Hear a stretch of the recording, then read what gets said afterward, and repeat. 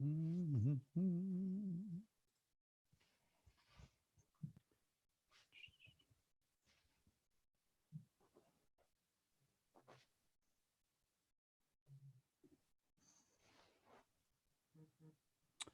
right. I think we are live. Cool. For those of you who are seeing us, tuning in online, what's going on? Another this is week 3 of the Johnston and Flynn live experience. We've got Tucker Silva with us, one of our producers, and of course also from the fantasy football show during that season. And everybody good? How we doing? Surviving. I think I'm looking at my picture. I think I look better than the last couple of weeks, right? I got some like energy a little bit. Color, maybe. I got some color a little bit. Yeah, I mean, sun's been out. Haven't really shaved, but I mean, how good could you be? I guess everybody, if you're not getting worse, I think that's like getting better. I mean, there's really no point in shaving at all. Like my dad gave up, my father-in-law gave up. Like, what are you gonna shave for? Well, you shouldn't, because you're a young man, and RJ's not bad. But see this, like when it gets too bad, so I just use a trimmer. Yeah, I do too. If I let it go too much, it gets like pretty gray. I mean, whatever. I'm kind of old and everything, and beat up anyway. But you know, sometimes it's like if you can believe it, even a guy like me has a breaking point about looking bad, and that's kind of it. I figure I don't want it to get like too gray, you know, because it's not bad. I may go. I talked last week, I think, about going with a goatee from this. Back when my wife used to like me, she kind of liked my goatee. You know what I mean? So the goatee. Oh, the goatee. I don't think that would be you, man. Oh no, I'm telling you, you'd be surprised. It's the only facial hair that kind of works on me. Sounds awful. All right, so by the way, I noticed Tucker's got himself a beer. I'm drinking my Kowloon Mai Tai. I'm so jealous. Leftovers from last weekend. That's such a I went down. I talked about it on the show last weekend. I was like, I'm craving Chinese food. I've been thinking about it for a couple of weeks.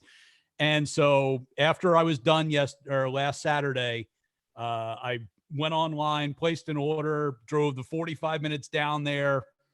Thankfully, there wasn't much of a line by the time I got there. And like I got to tell you, they did it pretty well. It's like you can stay away from everybody. You walk in, they're not even touching the bags of food. They bring it out on a tray, put it down on a table. You go pick it up. It's all paid for before you get there. It was really good. And yeah, we bought a couple of batches of Mai Tai and Scorpion Bowl mix because. Oh, you got the Scorpion. Well, like a Scorpion Bowl, do you even have enough alcohol to do one Scorpion Bowl? Isn't everything in the Scorpion Bowl?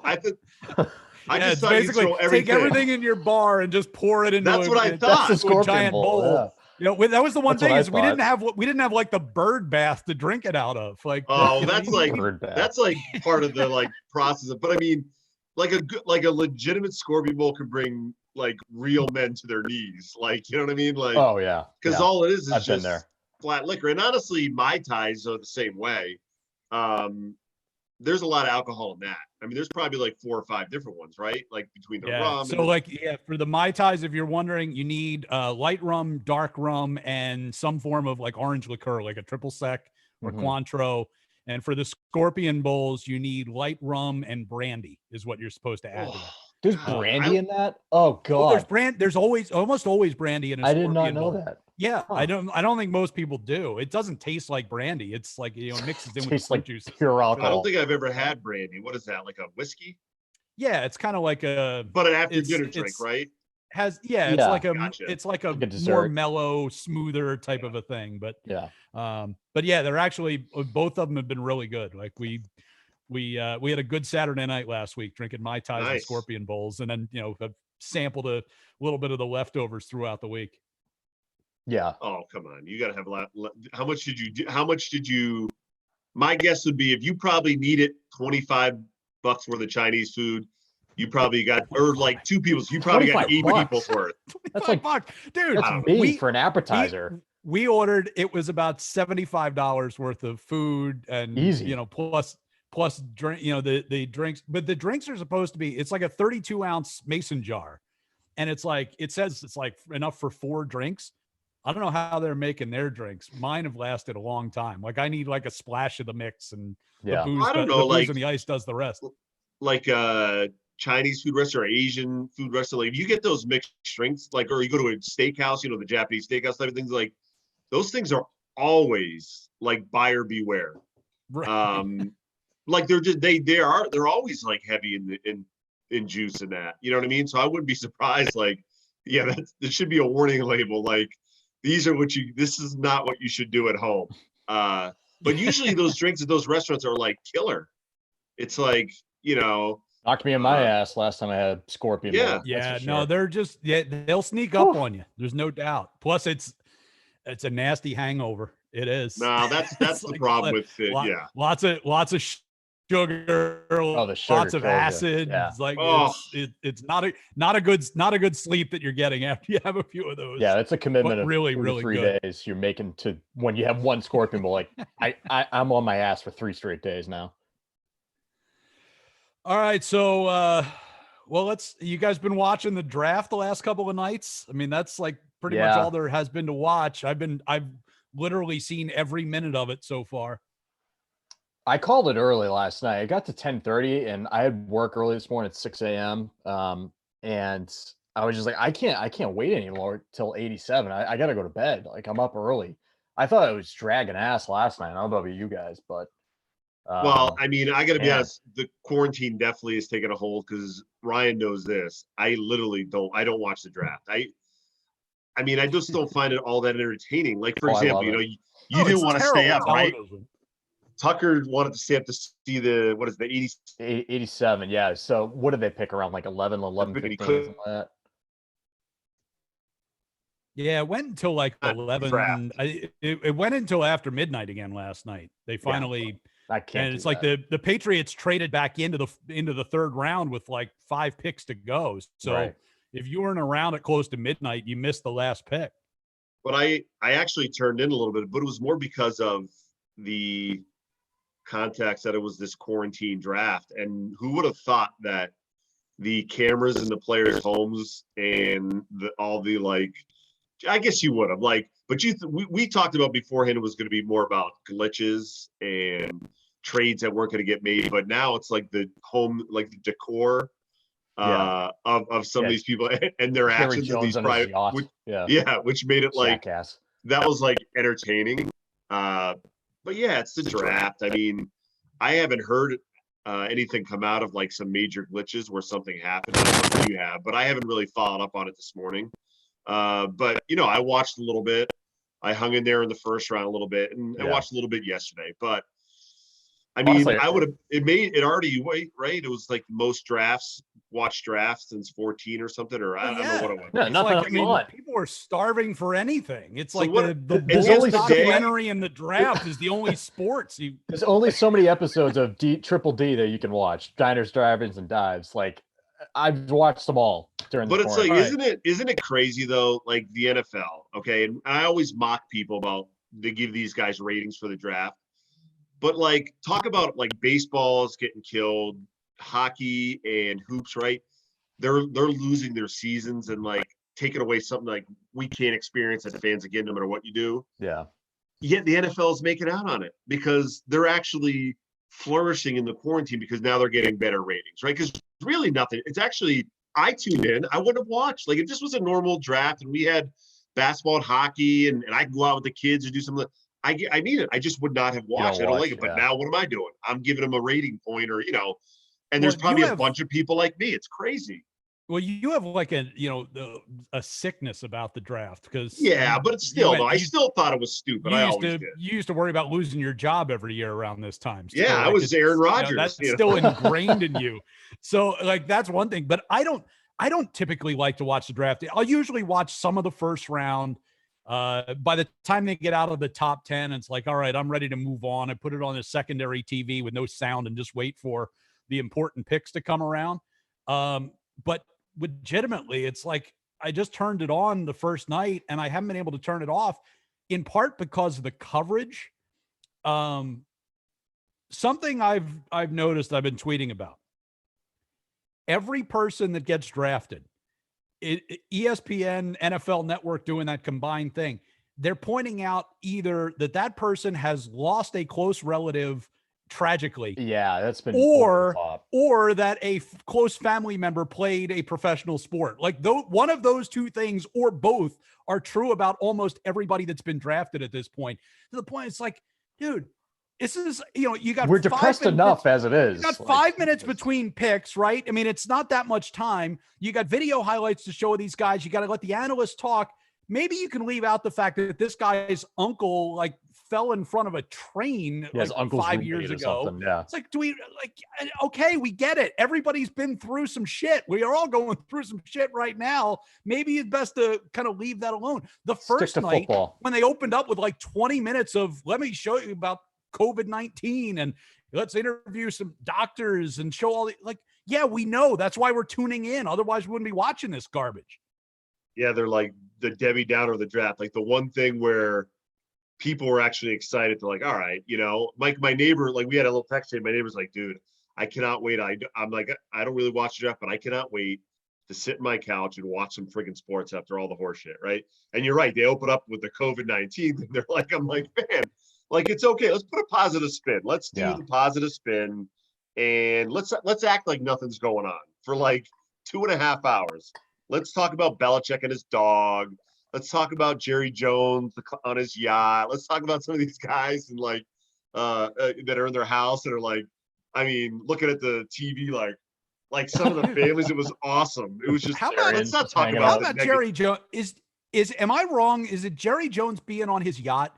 Is that like a pretty dangerous move? It's a dick move, of course. Yeah. But is it a dangerous move on his part? Because I would think like on a yacht, internet connection's got to be kind of mediocre at best, doesn't it? Even if you're sitting in the marina.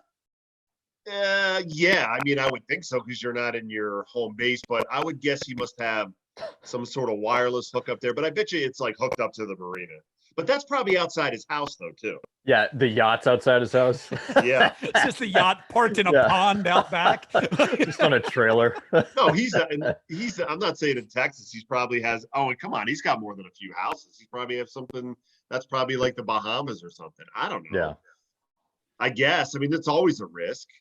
Like, why are you on your yacht? Do you really have to be on your yacht? Really? Just go in your office. It's a little bit of a power move. If I had a yacht, I'd quarantine on my yacht. Absolutely. Yeah, but you know what though? But here's the difference. Like, just pull up the gangplank. Nobody can get on. It's like you can talk to anybody who wants to walk down to the end of the pier. Like I'm. But you know what though? We were doing this show. I mean, well, it's kind of a odd scenario because if you had a yacht like that, you wouldn't be doing the show. But let's say for kicks, you couldn't get away from me and Tucker, and you loved us so much that once a week we did a podcast. Like, I would hope you wouldn't be such a clown where you would like have this, like the marina behind you while everybody's like struggling to survive. Like, well, I'm not mad at him for being on his yacht so much as like, it's unbelievably entertaining to kind of like grade everybody's war room setup in their house. And like some of them have their kids around, like Cliff Kingsbury. You see a picture of him sitting on his enormous couch with a giant yard and his fire pit in the back and all that. That's the phenomenal. Number one dick move. That was the number one dick move of the draft. That place looks really nice. Oh, it does. Nice. It's great. But will be at. I mean, that's everybody will get the last. Nobody wins in Arizona, not consistently. So, but yeah, that's all I'm saying. Like that was what do I care if he has a yacht? If you earned it, go ahead. But like, I don't know. Like go in the office or something like that. You want to put up a picture of you throwing the football and where do you play at Texas Tech or something? That's fine. But like, that was it. But I don't think Jerry Jones, we've ever, talked about him as being a guy that's very self-aware of things around him. Like he's pretty into himself. So for him, he's like, what are they talking about? I could have just went to my 80,000 square foot mansion. I mean, I'm downsizing for this, We were I was texting with my dad the first night of the draft, and it's like Cincinnati comes up first, and you see some of these teams at the bottom of the draft, and you look at like their personnel guys, and their GMs and their coaches, and look at the setup they've got versus some of the better teams. It's like you can tell why these teams are losers. Like you can tell immediately. Like Cincinnati spent like at least $20 to outfit their coach and GM with a quality internet setup. It's like it wouldn't be surprised if they blew the first pick because they didn't have a quality internet hookup. Like, this is, of course, because it's the Bengals, and they're not spending any money on anything. They don't spend money on anything. What a waste of a kid's career. Like, who knows? Maybe one day it turns, because even if they pick a guy that has a chance, like Carson Palmer had a chance, and they ended up getting hurt. And he wasn't a dog like his whole career after that. But I mean, certainly was on a different trajectory after that injury. Like, if Cincinnati doesn't get you, if the organization doesn't get you, freaking injury gets you with Cincinnati. Like, that is like the worst team to get picked. I'm trying to think like when like, even if you go to the Chargers, right? It's kind of a fluff organization, not a lot of fans, but no like, one cares. Yeah. Yeah, but guys could play there. So when Peyton or Eli Manning didn't want to go there, like, the only other franchise I can think of like that's with the Bengals, probably like Detroit, right? Just always loses. Like, you could go to a losing franchise and maybe you could make something work, but I feel like the Bengals are an organization that just lost. That's what they are. Like, I think he's a talented kid and he's gonna play his ass off, but like, does it matter? Like, I feel like there's no way to go. Like, if he was with you see organizations where they have, you could say, all right, decent ownership, even if they're not the best, and decent coach, but they have a history that, like, the Dolphins have won here and there. Like, they get a guy there, even though they've been bad. I mean, hell, like, Jets are another one too, that they always screw it up, even though they're in New York. But like the Bengals, like Jaguars, the Jags, like, no way. Like, I just can't see it. Like how good this, like, you got to be pretty damn good to bring a team along, let alone bring a franchise along. You know what I mean? Like Brady is phenomenal. And then obviously you see what you get. You get 6 championships, but he was good enough to say if he goes to, like the Colts or an organization like that's decent, you know what I mean? And maybe be like, like Peyton Manning, where you win one, maybe you get to a couple more, you know what I mean? Mm-hmm. But like Cincinnati, how are you dragging that institution to a finish line? You're just like, not. There's no way, because like, no way. This year, their first pick is a no-brainer, right? Everybody knew that Burrow was going first. Like, that's it. They couldn't screw that one up unless they traded the pick for a pile of garbage, which they weren't going to do. But now every other pick after that, he's going to be good enough to win them 3 or 4 games, and they won't have the first overall pick, and they won't have no-brainers from here on out. So they're not going to surround him with anything decent. I mean, chances are I don't know if they are, but they're probably the worst team in the league still, even with Burrow. Or does that go to the Jaguars, do you think? I'd say the Jaguars have the edge, because the Bengals at least have a decent offense. Who's the quarterback now with the Jag? Minshew, right? Yeah. They're trying to deal Fournette, and I mean, who knows? Like, Minshew has a little juice. You know what I mean? I could see him going out like winning 3 or 4 games, 5 games, just because he's making stuff up on the fly. But who knows? They both equally suck. Right. I guess it would be, it's a coin toss, really. Pittsburgh's going to be better now, and the Ravens are good, so that has something to do with it. But still, it's a coin toss. But I mean, it's not that. I mean, I don't have an issue with it. Listen, if you're the worst team in the league, there's a friggin' reason, right? Even if you're the Patriots, and the Patriots go 3-13 next year, okay? The reasoning is like, Brady's gone. They're cutting bait with some guys, and they got to rebuild this, but they'll figure it out. And you know what? And if it's not Bill, Bob Kraft has shown since he's had that job, you know what? He ain't bad. He's going to get the guy that's probably going to be okay. Like, even the one, mistake, and I just put a mistake because he just wasn't ready, was Pete Carroll. And you know what? The guy's a pretty damn good freaking coach. You know what I mean? It just wasn't the right place and time for him. But like Cincinnati, it's okay. You got to start somewhere. Getting the best quarterback in a draft is a great place to start. But now what? Like, now what? You shortchange your organization. You always have the fewest coaches. You don't pay a lot for the coach, the scouting staff. Yeah.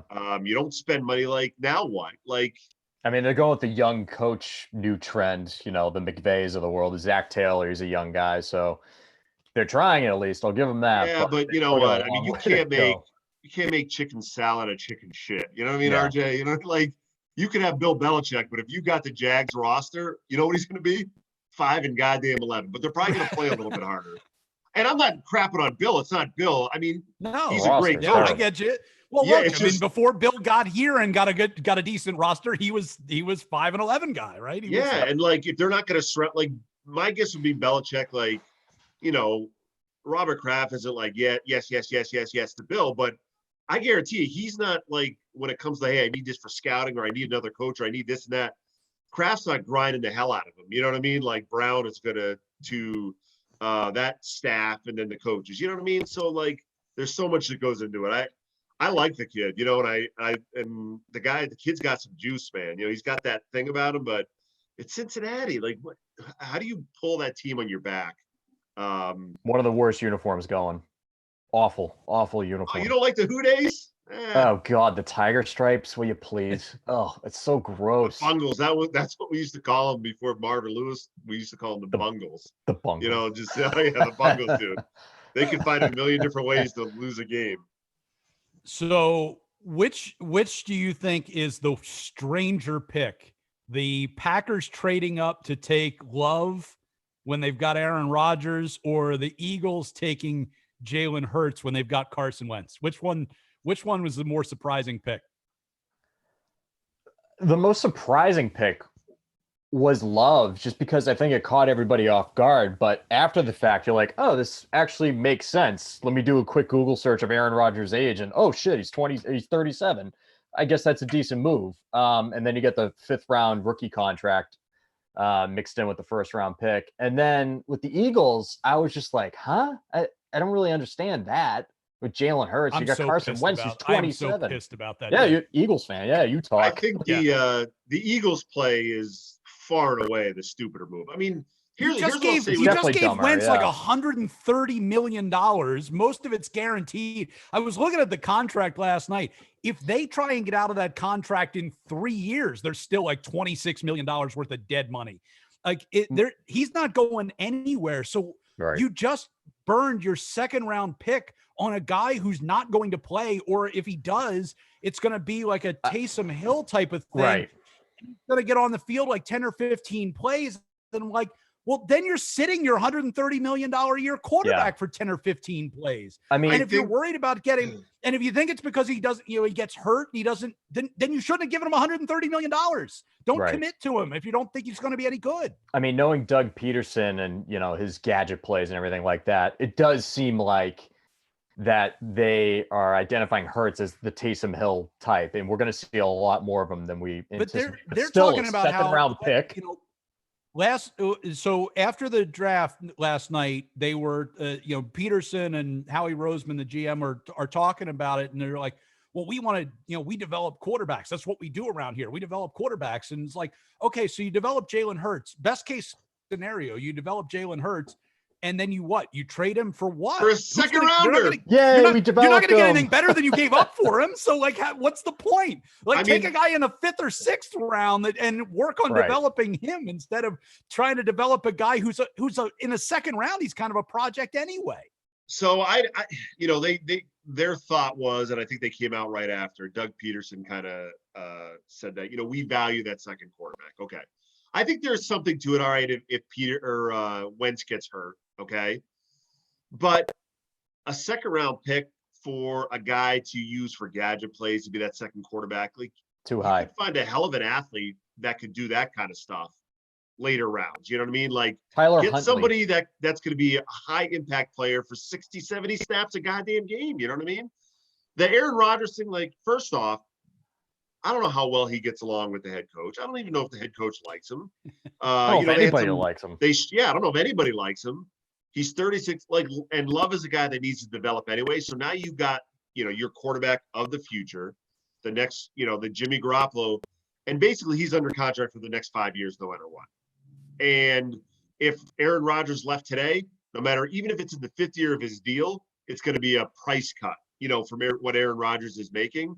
So, like, I don't mind that. I mean, I could see that. And honestly, who knows? How pissy do you think Aaron Rodgers is? Super right now? Pissed. Oh, because he's the same such way Brady a whiny little baby too. Like, but Brady was pissed too. He's had a sour look on his face for the last few years.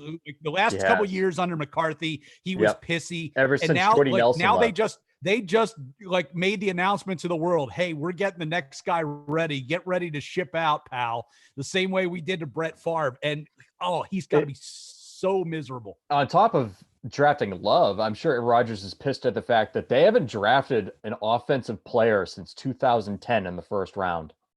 Think of that. Well, they just did a quarterback. Have not drafted an offensive player since 2010.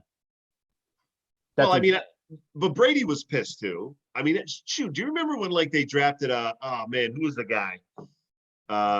Oh my God, the kid that they drafted, and Brady said, "I want to play 10 more years." Oh my God, I forget his name. Arkansas kid, Mallet. When they drafted Mallet, remember he got kind of like surly a little bit. I remember us being on the air the day after that pick, and I was like, "They just drafted the next quarterback." The next quarterback, like, here he is. So he was pissed then, and he was pissed with Garoppolo too. But you know what? It worked out for the Patriots. He was motivated, and I'm not saying that's the reason why they did it. The reason why they drafted Garoppolo was because Brady was this age. He was old. The reason why they got Love is he's Brady. He's this old. You know what I mean? Like Aaron Rodgers is 36, going to be 37. So like that makes a lot of sense to me. And you don't lose anything by it. At the very least, if you motivate his ass to like be better, that's okay. But like the Hurts thing, you're right. It's like, you don't want him to play more than 10 snaps a game. And even if you do, like, what are those 10 snaps? Is it because Wentz is on the bench, or is it like Hurts is playing H-back or something like that, I think one of the other issues with it too is I think there's been some questions about the locker room there, about guys not getting along, guys having big heads, guys wondering aloud about Carson Wentz's leadership. And then you're bringing in a new guy ain't gonna help. So let's bring in a backup who's like, a guy who's got a chance to maybe start someday in the NFL, and let's start introducing those questions really stir into the this room. shit That's up. a great idea. I mean, if that's what you want to do, you bring in a veteran backup that like has no illusions that he's going to play, that gives the young kid some credibility. You don't bring in a kid that's going to come in like piss and vinegar, like chomping at the bit to like earn his stripes, like. That's and I heard that, I saw that too, right? They were sniping because it was when Foles was down there and all that. It's just an odd situation because I don't know why, that part of it, okay, like that's going to be an issue, but I don't know why you would bring it in like a second round pick. I mean, unless there's so much value to your roster that you can get as opposed to that backup quarterback. Now, if Wentz was like Rodgers, I'd say the same thing. Like, you know what? Rodgers doesn't get along with the coach. He's getting old. Like, there may be time to move on. It makes sense. But like Wentz, beginning of a new deal, he's young. He's 27. Look, I get the concern. I get the concerns about him. And I think there's a decent number of people who question whether he can really be the guy that they want him to be. But it's like, okay, but you already gave him his money. You can, right? So that's the gamble. You got to roll the dice. You're tied to him now. So it's too late to go with a backup plan. It's like, no, he's your quarterback. Because imagine a situation, and look, they can do it under a second round pick rookie contract. But imagine a situation where Wentz gets benched and Jalen Hurts is the starting quarterback. So you're going to be paying your backup quarterback like $30+ million a year. I can't imagine the owner's going to be real excited about that. Well, no, it's not. Well, what happens if Wentz gets hurt and Jalen Hurts plays really well and all? Like, they're like, "Hey, sorry, kid, but you're going back to the bench. We're paying $140 million for this kid." Like, so if you don't bench Wentz, well, now you bench the kid. And like, how does that gonna fly? You know what I mean? Because usually in the NFL, you want to go by the best guy plays that, but you want to go in with that. If I bust my ass, I'm gonna get my time. Well, it doesn't always work like that because somebody makes so much money that they have to play. But what if he plays well? Now you're going to have a malcontent that's kind of behind. He's going to be knocking at the door for a trade. And like you said, like if something like that plays out, nobody's going to give up a first or second round pick. I shouldn't say that. He is a quarterback, so you never know. Maybe they get a first out of it, but still, more than likely, it's you're going to get back what you paid for him or less. Like even if you did, let's say like if you did somehow manage to get somebody to give you a first round pick for him down the road. Like you need help now. You need secondary help. You need receiver help. Like you've got so bad major holes on your roster. Like that you a second round pick. You're picking a guy who can start for you, and it's going to be a starter. It's going to be a starter for the next 4 or 5 years at least, hopefully. That's why it makes no sense to take a backup quarterback in that spot. I mean, what'd you think of their first round pick, Rager, the wide receiver there? I'm concerned that he's short.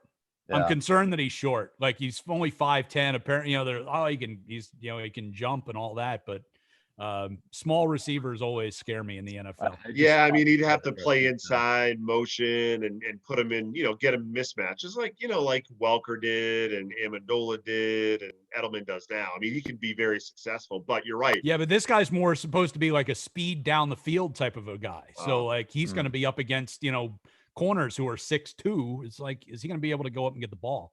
Well, if you're you're right. If you're 5'11", right, even if you're beating a guy off the line and you're creating that separation, if a guy's 6'2", he has that length to like make up for it. You know what I mean? Because he can jump and you can't get up there. So, all right, enough Eagles. Patriots so far.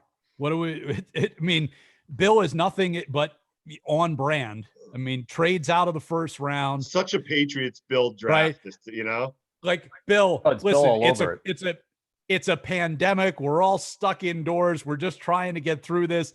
Throw us a bone and maybe use the first round pick this year. Screw it. Nope. We're not making a pick on that first night. You just watch 4 hours of draft coverage for nothing, trades out, and then takes a guy that he takes a flyer on a guy, right? It's a safety, which isn't even a particular area of immediate need. A guy is a Division II. He's the Division II. He's like the greatest player in Division II, but he's still a Division II player. Yeah. Like, what are we doing here? And they did better later on in the night. I mean, they went, they drafted 2 tight ends and they were moving around to get these guys. And like, they definitely got some guys who can rush the quarterback, which I like. But that first pick just made no sense at all to me. I didn't have a problem with it, to be honest. I didn't know who Duggar was, but I dug into him. Oh God. And what a pun. He was a top 60 prospect. So it's just like, okay, they definitely reached a little bit here. And in the back of my head, I'm like, okay, who could they have taken from 23 to 37? Is that going to bite them in the ass or anything like that? But looking at video and everything like that, he's 6'1". He was like explosive as hell. He's almost 210. I mean, he looked bored on highlights because he was in D2. Like he was just like, well, see, that's what I always wonder about those guys. It's like you see their highlights and go, this guy looks like a monster. It's like, yeah, but he's playing against guys who couldn't make it, a bad D1 school. So right. Like I wonder how that translates. I do think that safety is an area of need because McCourty is 32, right? No, they're both McCourty and Chung are both 33. Yeah. I do think it's an area of need. I know they brought in Adrian Phillips as well, but to develop the next young core of this Patriots defense, safety definitely is a need. And who better to learn than Devin McCourty and Patrick Chung? And I think he's pretty replicant of Patrick Chung. He's like kind of a hybrid linebacker safety type. He's kind of built like Chung and a little bit taller version of Chung. So who better to learn than from those guys for a couple of years, and he's your next starter. I think what happens, what they become old and they become slow. Very slow. And they're very good. They have a lot of good football players and scheme well. And at times, I remember there were some games like before, I can't remember if it was during the run of this last week, but at times you'd be like, God, these guys are slow. Or maybe right at the beginning when they got Van Noy and then those guys start coming up, but they're old and slow now. I love that Bill traded out of the first because it's such a Bill move and every Patriots fan in the world was pissed. But in the grand scheme, I don't think it's a bad move. And the safety kid, for me to sit here and I'll look at the guy and I can give you what I look as a player. Like, this is good and bad. Like, how's he shake out? I mean, I don't want to waste my time looking at the details because there's so many intangibles, right? Background of a kid, Division II, right? If it gets too easy, does he get away with just because he's such a better freak of an athlete than those guys? Is he putting the work in, blah, blah, blah. But the kid went to the Senior Bowl, played well. But that height, weight, and speed, hard to find. But the kid from Michigan, too, like a great athlete. Like, it's so hard to evaluate these Josh guys. Uche? But what's that? Josh Uche? Yeah. He looks like his height and weight, he totally another guy that kind of fits like a Patriots thing, right? A guy that can rush defensive end, but can also play outside linebacker.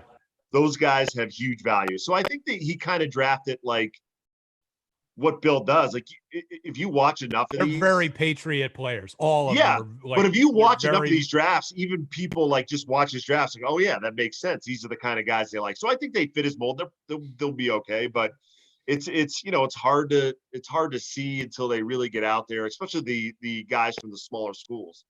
But they only have the first tight end they took, Asiasi, seems like he might be. I mean, I like that. I'm really interested in the fact that they took back-to-back tight ends and they traded back into the third round to get the second guy. Like that's, it almost strikes like Gronkowski Hernandez comparisons, right? You're taking two guys, those two tight ends at the same time, and let's see, how they fit into the offense. And well, it's such a great offense. If you get two guys like tight that, end sets. If you can get guys like that can, two tight ends that, even if one kid is a good blocker, not Gronkowski, but you have a guy that can block, one guy's a decent blocker, but the ability to split out. I mean, God, it's such an awesome formation. Even like I coach high school, like even at our level it is, like let alone professional, because you always have a defense that has to guess. So. Right. That's good to see, right? Like they're kind of going to get back to that. And they got to run the ball better, certainly, and the tight end position killed them. Now, are these guys going to be Gronkowski? No, but in a few years, it could be pretty damn good blockers. We'll see how it plays out. But, it was like a good draft. I just think. I thought it was an excellent draft. You just get a little concerned because that second round guy that everybody goes, what? Never works out for him. I remember doing it. It was Razai Dowling, and it was, who was the other guy? The guy from oh man, there was another deep safety that he drafted. Tavon Wilson. Tavon Wilson was another. Razai Dowling. Razai Dowling, like the Darius. I'm not talking to guys like, oh, I get it. I'm talking about the guys you go, what? Who? Right. Jordan Richards. They don't work out for him. So right. Yeah, they've had a bad stretch there. Yep. And I remember when they did. I remember Razai Dowling. And the reason why I know him so much better than the other ones, because I was doing a draft show down at Foxborough at the time, and we're all like scrambling. I'm looking on the phone and everything, but he had like the height and weight of a good corner. He had all these, but he was injured all the time. He didn't do this and that and the other. But when he got in the pros, like all those things kind of came to fruition. But he had like we're talking about, like the kid they drafted. He had the height, the weight. He fits that mold. But he just didn't make it. So we'll see. I mean, he's got to hit at one of them, but the draft is funny. Just because you miss 5 times, it doesn't mean you hit the 6th time. It doesn't work like that. Like you know what I mean? Or if you go well for a while, eventually it catches up to you. But that's the only history. Like those guys where nobody knows them. Not that they didn't know this, but you know what I'm talking about. Where it was like, what? Right. But this kid though was, according to the draft experts, which I am not, he was ranked up in that 2nd to 3rd round. So it wasn't like some of these guys that were like Duggar, way off the radar. But he's top 60. But certainly like his frame and how you think they could use him, it's probably, at least on paper, it's a good draft. I mean, they're getting younger and they're getting faster, and they need that pretty bad. Yeah, in terms of the circling back to that real quick, Asiasi's definitely more of a prototypical tight end, whereas who's the second guy? Dante. I forget his name. Yeah. Who the hell they drafted? The UCLA kid? He definitely UCLA kid's Asiasi. Asiasi, yeah. Yeah, Asiasi. And then the kid from Vatech. Either way, but he's more of a Aaron Hernandez hybrid type. Like I was watching film of him this morning. He was out of the backfield. He was running out of the slot. He's definitely more of a gadget type hybrid tight end. So I think they're going to go back to kind of a similar Aaron Hernandez type with him. I just can't believe I'm blanking on his name right now.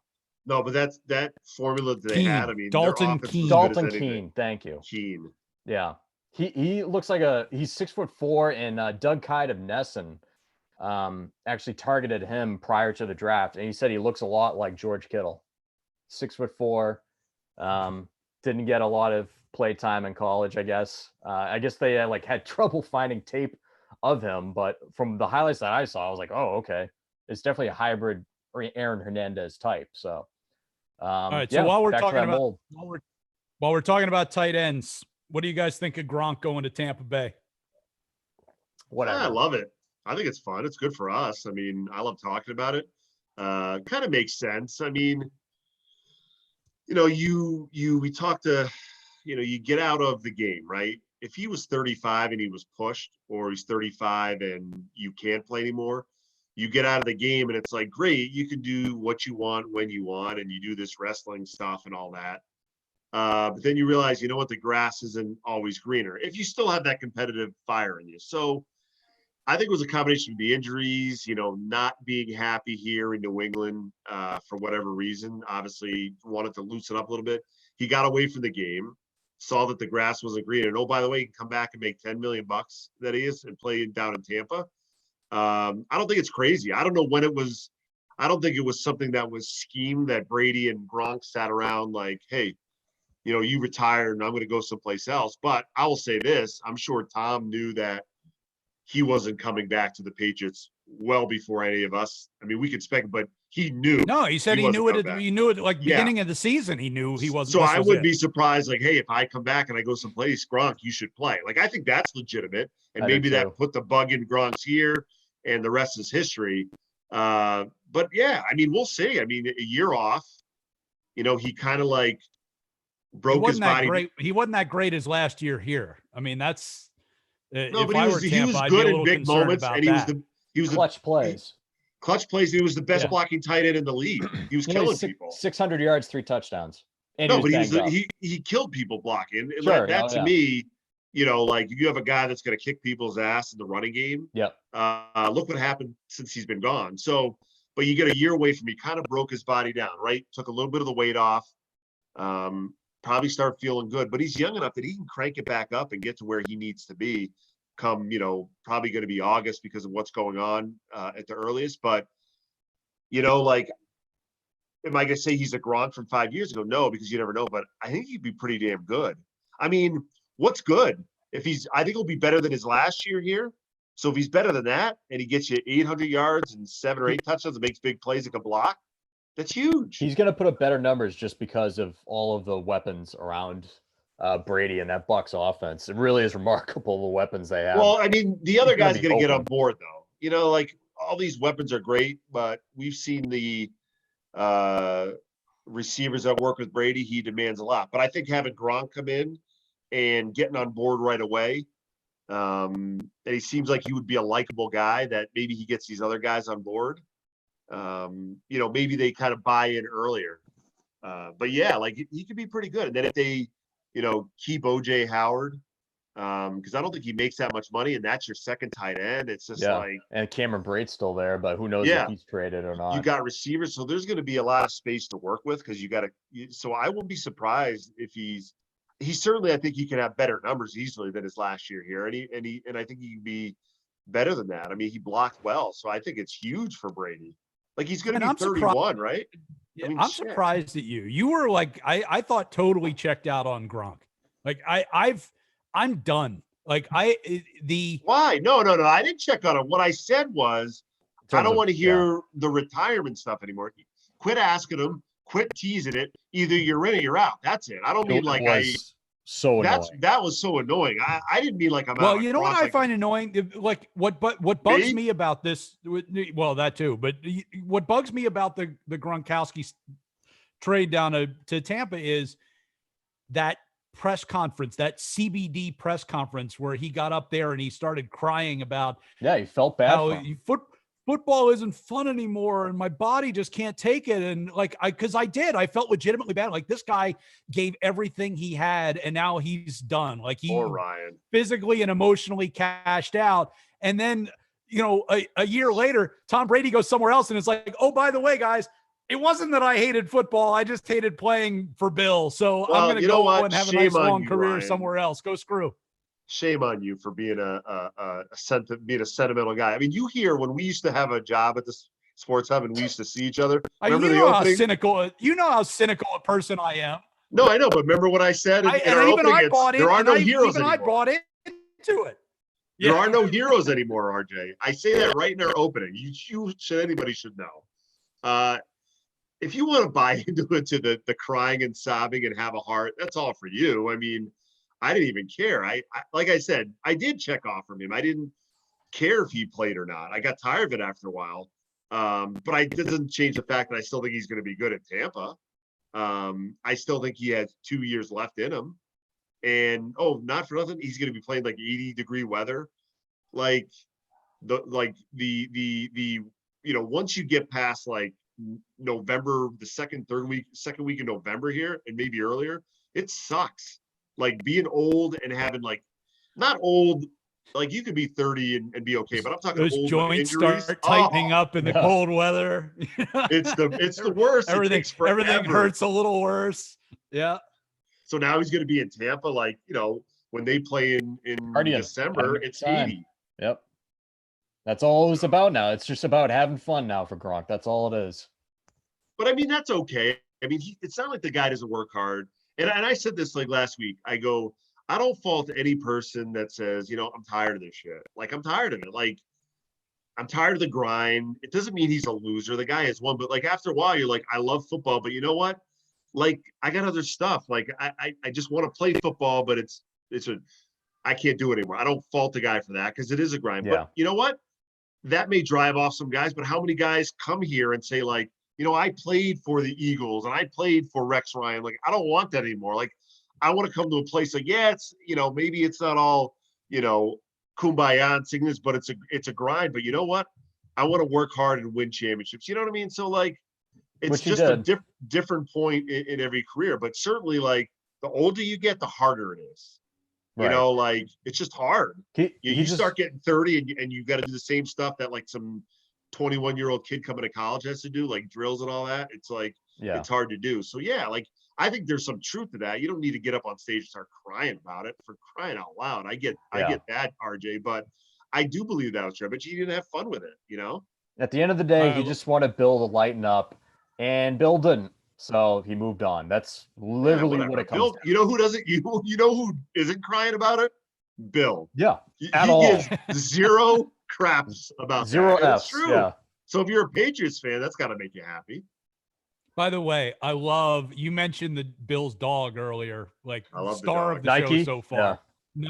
Nike Belichick sitting in like Bill's going out of his way to not be in that chair when they're going to. He's smarter than you think with that media stuff. Oh, he knew absolutely. Exactly he knows exactly. Yeah. It's like, put the dog in the chair. I'm going to go into the kitchen. Yeah. And it's like, and then he, the clip of him walking over and giving the dog a treat. Wasn't it great?